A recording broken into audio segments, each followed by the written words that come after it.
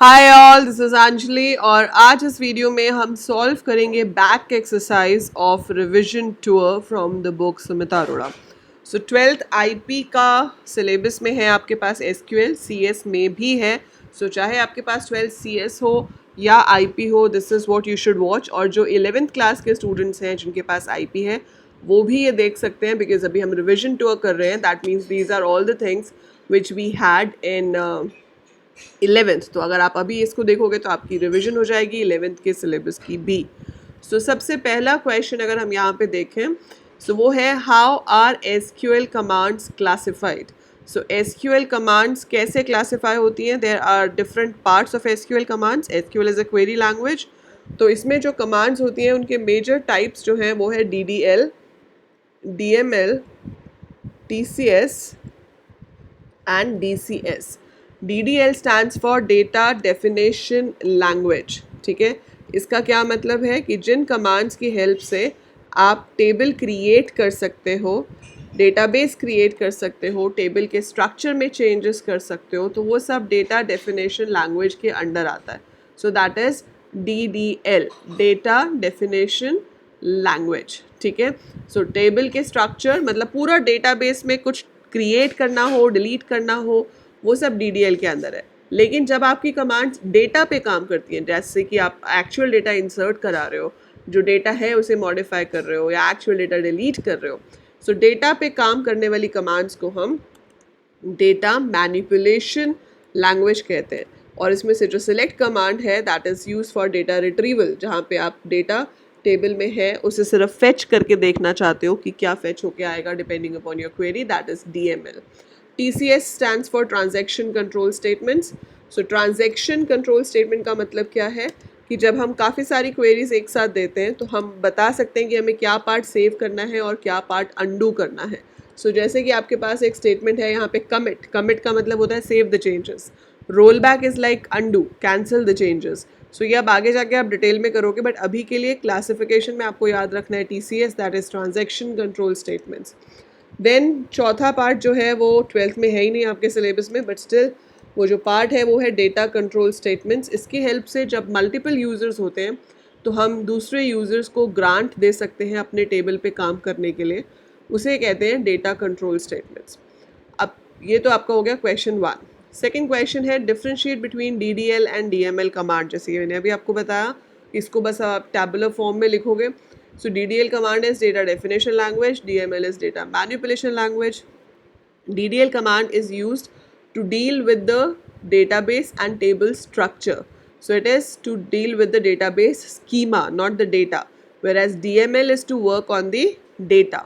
So in DDL we have commands like create database, create table, alter table, drop table and all. And DML has 4 commands: insert, update, delete and select. सो ये आप tabular form में differentiate कर सकते हो। अब आती है major बारी, जो आपको टेबल दिया होता है और आपसे क्वेरीज पूछी जाती है। सो आपको एक टेबल दे दिया जाएगा और आपसे पूछा जाएगा कि बताओ इसकी एसक्यूएल क्वेरी क्या होगी जो क्वेश्चन गिवन है। So that is the major thing जो आपको आना चाहिए। So look at this question. आपके पास क्वेश्चन में दिया हुआ है what is the use of update statement in SQL, how is it different from alter statement. ये भी अभी थ्योरी क्वेश्चन ही है। ये C वाला जो है इसमें क्वेरीज हैं आपके पास। सो ये थर्ड का ABC है, जिसमें से A और B अभी थ्योरी हैं। थ्योरी क्या है? What is the use of update statement in SQL, how is it different. So update is use to modify the data in the table. अगर आपको किसी का डेटा चेंज करना है, जैसे आपको स्टूडेंट के मार्क्स को इंक्रीज करना है, so we use update for that. So we are going to write like update student set marks is equal to marks plus 5। अगर मैं वेयर नहीं लगाऊंगी तो सारे के सारे स्टूडेंट्स के मार्क्स 5 से इंक्रीज हो जाएंगे। सो जब भी आप थ्योरी क्वेश्चन का आंसर लिखोगे एग्जाम में, always write it with examples. So पहले आपने लाइन में लिख दिया कि update command is a DML command which is use to modify the data stored in the table. For example, then you write this command and explain कि ये जो command है ये हर स्टूडेंट के मार्क्स को 5 से इंक्रीज कर देगी, ठीक है। Whereas alter statement जो है that is a DDL command. It's a data definition language command and it is used to modify the structure of the table. So alter की हेल्प से हम टेबल का स्ट्रक्चर चेंज करते हैं, जैसे कि alter टेबल स्टूडेंट और आपके पास ग्रेड नाम का कॉलम उसमें नहीं है तो मैं ग्रेड नाम का कॉलम बाद में ऐड कर सकती हूँ by writing something like this. Okay, so this will help you to add another column called grade.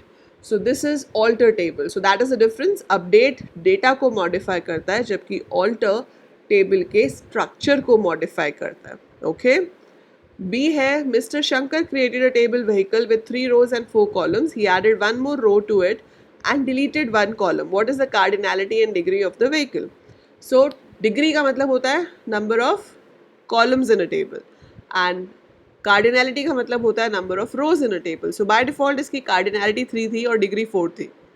अब एक रो ऐड कर दी और एक कॉलम डिलीट कर दिया, मतलब अब 4 रोज हो गई और 3 कॉलम्स हो गए। सो कार्डिनैलिटी हो जाएगी 4 और डिग्री हो जाएगी 3। So cardinality is number of rows and degree is number of columns, ठीक है। अब अगला क्वेश्चन है कि जिम नाम का टेबल दिया हुआ है जिसके अंदर आई कोड है, आई नेम है, प्राइस है और ब्रांड नेम है।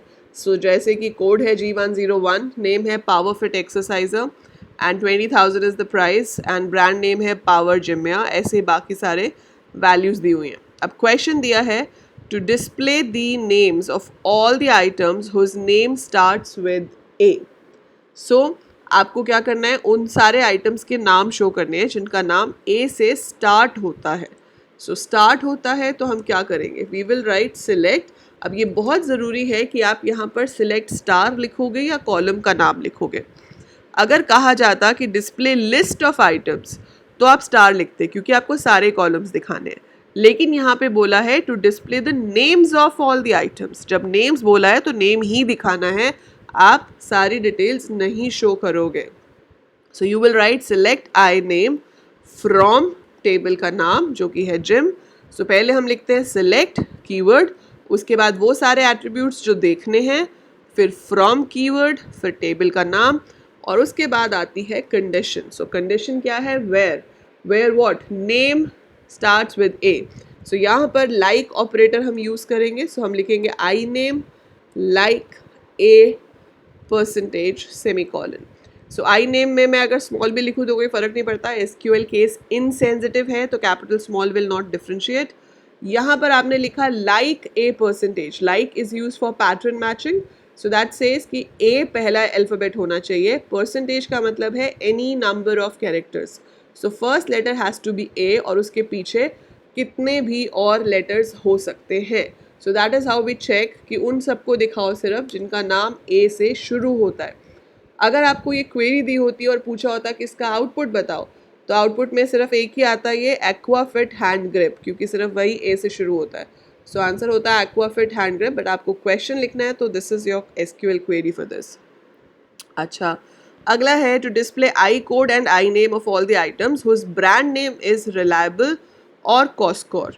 तो आपको 2 एट्रीब्यूट्स शो करने हैं तो आप दोनों के नाम लिखोगे। आपको शो करना है आई कोड, आपको शो करना है आई नेम। सो मैं लिखूंगी आई कोड कॉमा आई नेम, फिर फ्रॉम टेबल का नाम। अब कंडीशन देनी है, कंडीशन क्या है, where brand name is either reliable और कॉस्कोर। इसको हम 2 तरीके से लिख सकते हैं। एक है कि आप यहाँ पे लिखो brand name is equal to reliable and उसके बाद फिर लगाओगे और फिर दोबारा से लिखोगे brand name is equal to Coscor, ठीक है।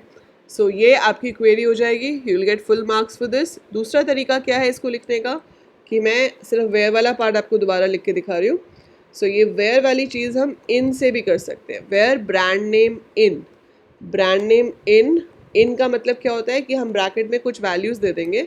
अब जो कॉलम आपने दिया है उसकी वैल्यू इनमें से किसी से भी मैच हुई तो रिजल्ट शो होगा, अदरवाइज नहीं होगा। सो ये ऐसे लिखें हम where brand name in reliable cost score, या ऐसे लिखें दोनों का रिजल्ट सेम आएगा, there won't be any difference.